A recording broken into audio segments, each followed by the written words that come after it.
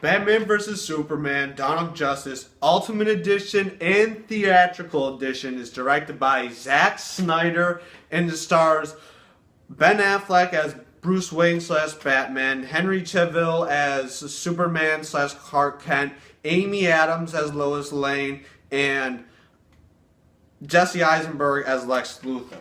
And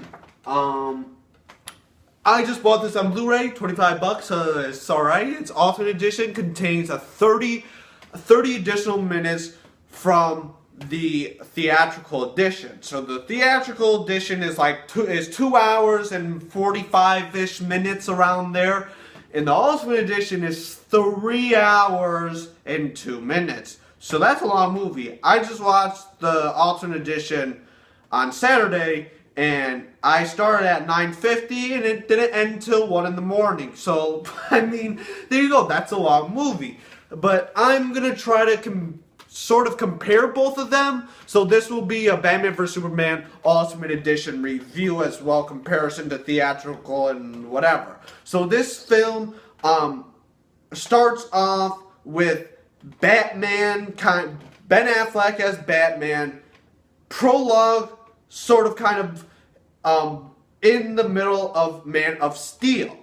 And it starts off how Batman dislikes Superman because of what Superman kind of brought to the earth in Man of Steel. If you watch Man of Steel, at the end you knew that Superman brought Zod and all those people, and they wanted to capture the Earth. Superman tried to stop them, blah blah blah. Go watch Man of Steel at the end. I'm not going to spoil anything from Man of Steel, but that's pretty much what the first part is. There's nothing additional to the Ultimate Edition. There's no extra scenes in the Ultimate Edition for that sequence, but throughout this entire film, it's Batman dislikes Superman because of what I just said. The Metropolis deal, blah blah blah. Superman did all that stuff, affected the Earth. Batman didn't like Superman no more because he killed, with this party action, he killed many of the people that he loved, like with his co-workers and stuff like that. As well as Superman in the theatrical, he's Clark Kent, and he is a journalist, at the Daily Planet, as well as Lois Lane is also a journalist in the Daily Planet. And there's this one desert scene where Lois is at a desert to figure out some way this mob is kind of acting. So Lois wants to know how they are. She finds herself jumbled in a mess, and here comes Superman. Superman saves the day. Superman saves the day and helps Lois, and then Lois also finds a bullet in her book and happens to be created by Lex Luthor, or LexCorp by Lex Luthor. And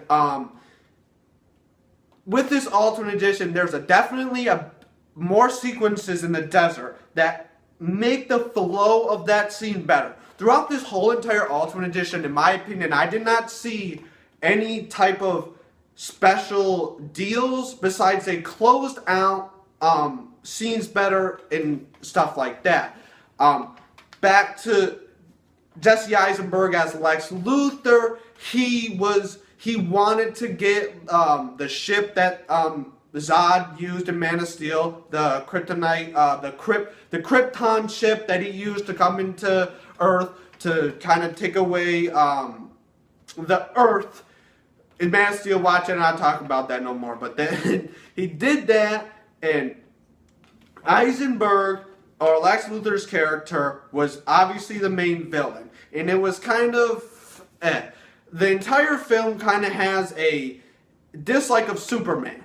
Superman is obviously Superman, and he can do a lot of things that normal people on Earth cannot do. So they're wondering if he's a god or whatever, if he should be contained, if he shouldn't do what he can do, blah blah blah, so on and so forth. And so they do other things. Lex Luthor does things to piss the other people off. Like, for example, Granny's Peach Tea. If you've seen the movie, you get what I'm talking about. A sequence where there is the senator, and she is trying to manipulate, kind of agree with Lex Luthor, but he doesn't give a crap what she's saying, and it's kind of jumbled, kind of messy. This movie's kind of messy from start to beginning. The kind of scenes just cut fast and go this, like that, and it's just, what are you talking about? But Batman is definitely by far the best part of this entire movie. Batman is my favorite superhero,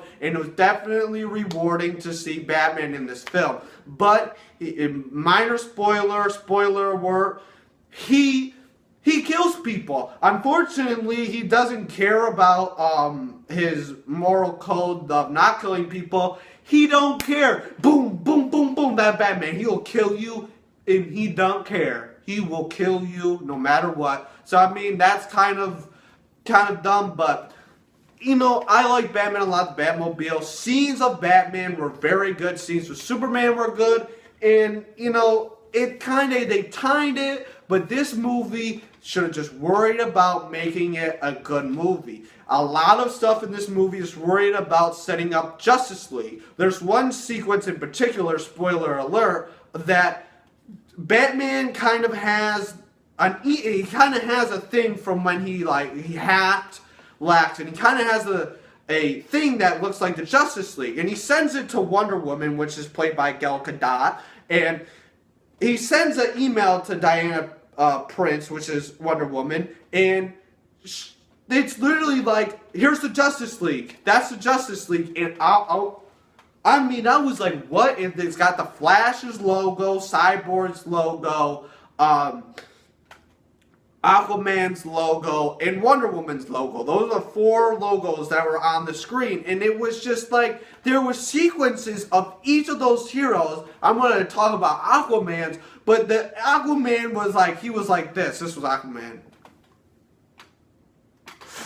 And then he just started swimming. I was like, what are you talking about? This does not need to be in the movie, and so what? And the reason why Batman and Superman fought was kind of, in my opinion, it didn't really click with me. There was no clicking for me in the sequence.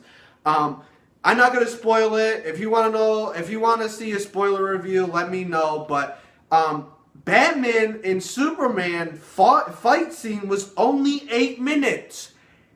8 minutes. 8 minutes. 8 minutes out of a 2 hour and 40 some odd minute movie, and a 3 hours and 2 minute movie, and there was only 8 minutes of them fighting. The movie is called Batman vs Superman, and they only fight for 8 minutes. I'm not trying to rant on it. I still like watching the movie. But they only fight for 8 minutes, and that is kind of pathetic. Like, DC, get with the program. I just said it in my Killing Joke review that Batman and Joker only fought for 4 minutes. In this movie, Batman and Superman only fight for 8 minutes. Come on! What are you doing? But other than that, after they fight, they team up together. Obviously, everyone knew that, and then, spoiler alert, they fight Doomsday. If you watch the trailers, you knew Doomsday was going to be in this, and then Doomsday, Wonder Woman comes out too, spoiler alert about that, but she's on the cover, obviously, she's right there on the Blu-ray cover, so you know Wonder Woman's going to be in there. She comes in, Batman's there, Superman's there, they fight Doomsday. And it's definitely not the first Avengers end fighting scene, but it's alright.